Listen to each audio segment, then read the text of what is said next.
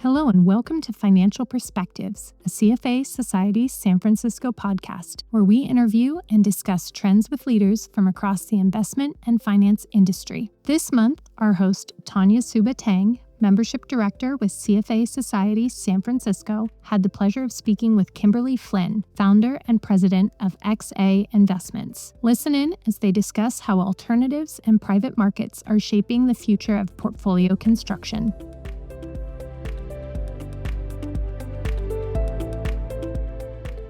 Hi, Kim. Welcome to Financial Perspectives. How are you today? Oh, I'm doing well. Thank you. Thank you so much for joining me on this show. So for our listeners, Kim is the founder and president for XA Investments, and your firm focuses mainly on alternative investments. Is that correct? That's right. We do. Yeah, we're about to celebrate our 10th anniversary, and the entire time building on demand for alternatives. And I think there's been a huge increase in that demand over that period of time. That is fantastic because today I want to talk about all things alternative, but specifically talk about, everything that everybody wants to talk about lately is private markets, right? It's been kind of buzzing around these couple of months. So, kind of jumping into it, I'm really curious about your perspective on the main geopolitical and economic factors driving institutional investors globally to allocate more capital to alternative assets. And what do you think is behind this trend? Well, I mean, I think if we all remember back just 3 short years ago at the end of 2022, investors worldwide were disappointed by both equity and fixed income performance. So neither traditional asset class performed. And I think in that 3 year period since that disappointing 2022, where, usually you can count on one side of the portfolio for diversification, in this case, both produced negative returns. Institutional investors have long been diversified into private market investments. And, this is going back 25, 30 years at least in terms of they've had heavy allocations to private equity and to real estate investments. Part of that has to do with an institutional investor's longer time horizon. But if you think about it, individual investors who are saving for retirement, they also have fairly long time horizons, call it 20 to 30 years to save for retirement.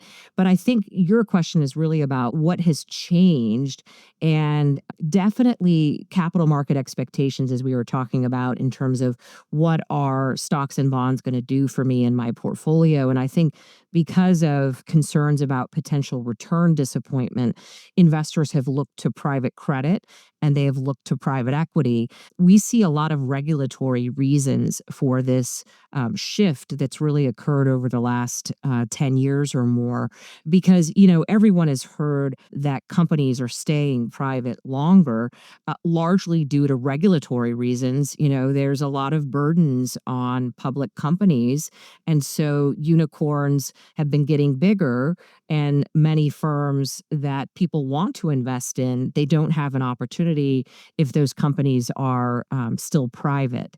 So there's investors, both retail and institutional, that have been clamoring for access to many of these innovative, oftentimes technology-driven investment opportunities in the private equity space. So if these companies are going to remain private longer, the only way to participate in the early growth, you used to be able to buy small cap stocks to participate in that kind of high growth phase.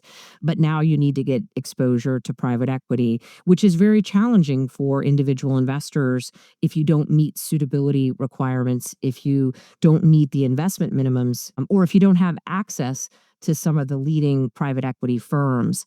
The same thing is true in terms of regulatory challenges, which has led to basically the disintermediation of banks. Banks are no longer lending to small and medium U.S. businesses the way they did 10 years ago.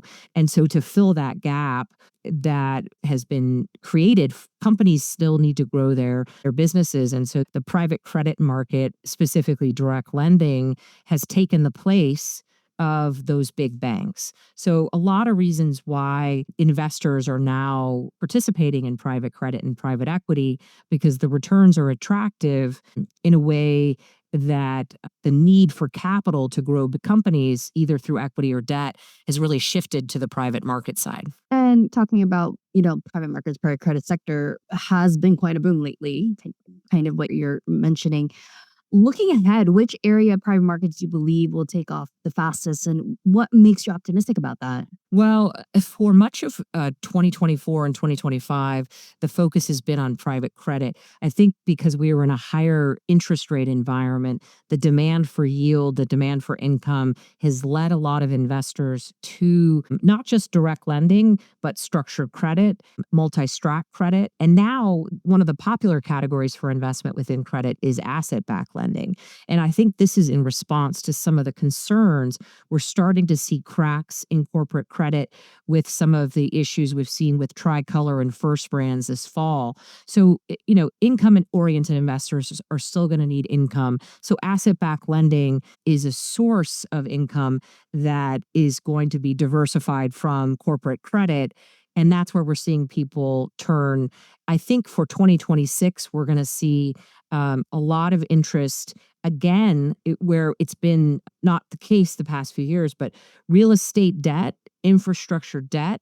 Those are other options for income oriented investors who are looking to diversify sources of income, especially important for retirees who count on that income. So I think that real estate debt, there's only a few products available in the marketplace, either in a non traded REIT or in an interval fund wrapper. So there's still some white space in that market for fund sponsors who are looking to bring their private market strategies to market. I think for real assets generally, because of the negative performance of real estate private equity, it's been a while since we've seen new product formation.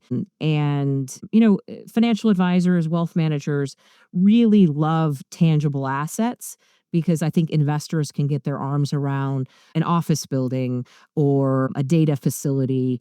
And so I think that with the tangible nature of infrastructure as well, it helps to understand sort of the investment thesis, but in something that's tangible, you can tell the story.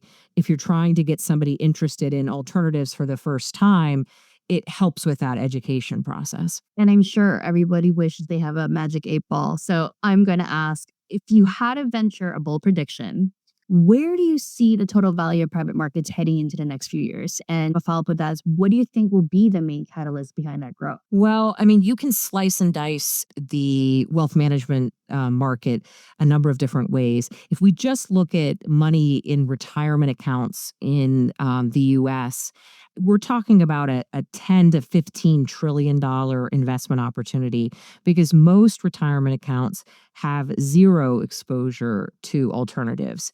And so, we can all debate whether or not a 2%, a 5%, a 10% allocation to alternatives is appropriate. But I think the growth in alternative investments, the growth we're seeing today in the market is about 20 to 25%. That's the growth in assets in the interval fund market, which is one way to access alternatives. But if you look at McKinsey and Bain research, it also notes high 20% plus growth rates for alternative assets. And a lot of that is looking at where does the portfolio, it's a shifting of assets from traditional exposures into private equity, into private credit. And I think it's challenging the status quo, which is the 60-40. And, I think the balanced portfolio got thrown out the window in 2022, but it really is opening the door for a lot of new investment opportunity and fund formation. And the industry right now is very focused on both traditional managers and alternative managers are trying to move into this space because of this massive $1 trillion opportunity. So we're going to see a lot of money move into this space. And with the recent executive order by Trump, there's a big industry push also to put alternatives into 401k plans. There's some regulatory hair on that, but the Department of Labor has been tasked to look at that. The SEC is looking at how we can do that because so many Americans are retiring short of their investment goal, and that there's a gap that exists.